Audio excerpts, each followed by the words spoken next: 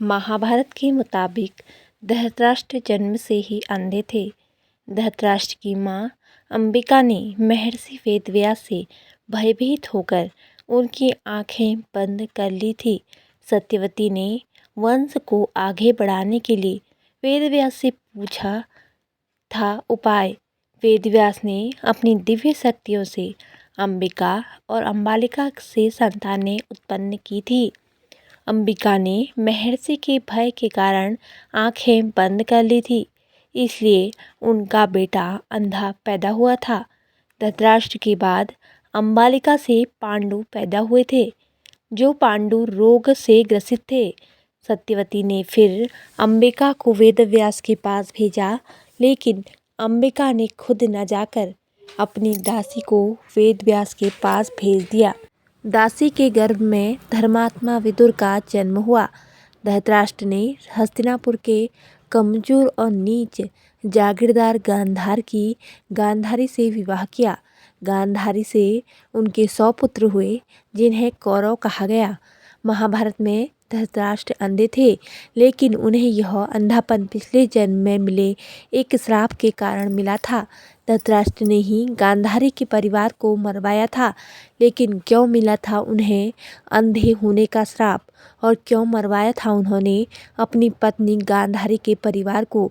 आइए जानते हैं धृतराष्ट्र से जुड़ी कुछ ऐसी ही खास बातें। भीम ने धृतराष्ट्र के प्रिय पुत्र दुर्योधन और दुशासन को बड़ी निर्दयता से मार डाला था। इस कारण धृतराष्ट्र भीम को भी मार डालना चाहते थे। जब युद्ध समाप्त हो गया तो श्री कृष्ण के साथ युधिष्ठिर, भीम, अर्जुन, नकुल और सहदेव महाराज धृतराष्ट्र से मिलने गए। युधिष्ठिर ने धृतराष्ट्र को प्रणाम किया और सभी पांडवों ने अपने अपने नाम लिए प्रणाम किया। श्री कृष्ण महाराज के मन की बात पहले से ही समझ गए थे कि वे भीम का नाश करना चाहते हैं। धृतराष्ट्र ने भीम को गले लगाने की इच्छा जताई तो श्री कृष्ण ने तुरंत ही भीम के स्थान पर भीम की लोहे की मूर्ति आगे बढ़ा दी। धृतराष्ट्र बहुत शक्तिशाली थे। उन्होंने क्रोध में आकर लोहे से बनी भीम की मूर्ति को दोनों हाथों से दबोच डाला और मूर्ति को तोड़ डाला। मूर्ति तोड़ने की वजह से उनके मुंह से भी खून निकलने लगा और वे जमीन पर गिर गए। कुछ ही देर बाद उनका क्रोध शांत हुआ तो उन्हें लगा कि भीम मर गया, तो वे रोने लगे। तब श्री कृष्ण ने महाराज से कहा कि भीम जीवित है। आपने जिसे तोड़ा है वह तो भीम के आकार की मूर्ति थी। इस प्रकार श्री कृष्ण ने भीम के प्राण बचा लिए। महाराज शांतनु और सत्यवती के 2 पुत्र हुए, विचित्रवीर्य और चित्रांगद। चित्रांगद कम आयु में ही युद्ध के सारे नियम जान गए थे। इसके बाद भीष्म ने विचित्रवीर्य का विवाह काशी की राजकुमारी अंबिका और अंबालिका से करवाया। विवाह के कुछ समय बाद विचित्रवीर्य की भी बीमारी के कारण मृत्यु हो गई। अंबिका और अंबालिका संतानहीन ही थी, तो सत्यवती के सामने यह संकट उत्पन्न हो गया कि कौरव वंश आगे कैसे बढ़ेगा। वंश को आगे बढ़ाने के लिए सत्यवती ने महर्षि वेदव्यास से उपाय पूछा। तब वेदव्यास ने अपनी दिव्य शक्तियों से अंबिका और अंबालिका से संतानें उत्पन्न की थी। अंबिका ने महर्षि के भय के कारण आंखें बंद कर ली थी, तो उसकी अंधी संतान के रूप में धृतराष्ट्र हुए। दूसरी राजकुमारी अंबालिका भी महर्षि से डर गई थी और उसका शरीर पीला पड़ गया था, तो उसकी संतान पांडु हुई। पांडु जन्म से ही कमजोर थे। दोनों राजकुमारियों के बाद एक दासी पर भी महर्षि वेदव्यास ने शक्तिपात किया था। उस दासी से संतान के रूप में महात्मा विदुर उत्पन्न हुए थे। एक श्राप के कारण धृतराष्ट्र जन्मे थे अंधे। धृतराष्ट्र अपने पिछले जन्म में एक बहुत दुष्ट राजा था। एक दिन उसने देखा कि नदी में एक हंस अपने बच्चों के साथ आराम से विचरण कर रहा है। उसने आदेश दिया कि उस हंस की आंख फोड़ दी जाए और उसके बच्चों को मार दिया जाए। इसी वजह से अगले जन्म में वह अंधा पैदा हुआ और उसके पुत्र भी उसी तरह मृत्यु को प्राप्त हुए जैसे उस हंस के। अंधे होने के कारण धृतराष्ट्र से पहले पांडु बने थे राजा। धृतराष्ट्र, पांडु और विदुर के पालन पोषण का भार भीष्म के ऊपर था। तीनों पुत्र बड़े हुए तो उन्हें विद्या अर्जित करने के लिए भेजा गया। धृतराष्ट्र बल विद्या में श्रेष्ठ हुए, पांडु धनुर्विद्या में और विदुर धर्म और नीति में पारंगत हो गए।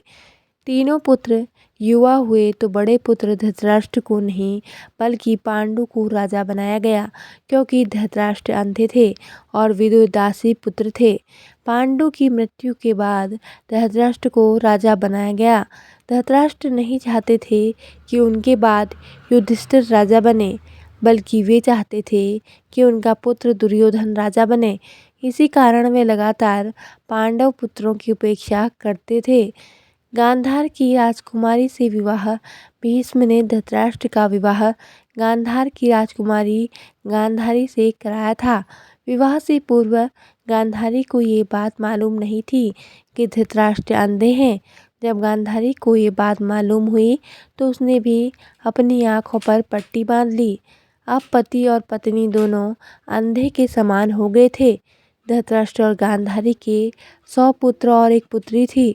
दुर्योधन सबसे बड़ा और सबसे प्रिय पुत्र था। दुर्योधन के प्रति धृतराष्ट्र को अत्यधिक मोह था। इसी मोह के कारण दुर्योधन के गलत कार्यों पर भी वे मौन रहे। दुर्योधन की गलत इच्छाओं को पूरा करने के लिए वे हमेशा तैयार रहते थे। यही मोह पूरे वंश के नाश का कारण बना था। धृतराष्ट्र ने मरवाया था गांधारी के परिवार को। धृतराष्ट्र का विवाह गांधार देश की गांधारी के साथ हुआ था। गांधारी की कुंडली में दोष होने की वजह से एक साधु के कहे अनुसार उसका विवाह पहले एक बकरे के साथ किया गया, बाद में उस बकरे की बलि दे दी गई थी। यह बात गांधारी के विवाह के समय छुपाई गई थी। जब धृतराष्ट्र को इस बात का पता चला तो उसने गांधार नरेश सुबाला और उसके 100 पुत्रों को कारावास में डाल दिया और काफ़ी यातनाएं दी। एक एक करके सुबाला के सभी पुत्र मरने लगे।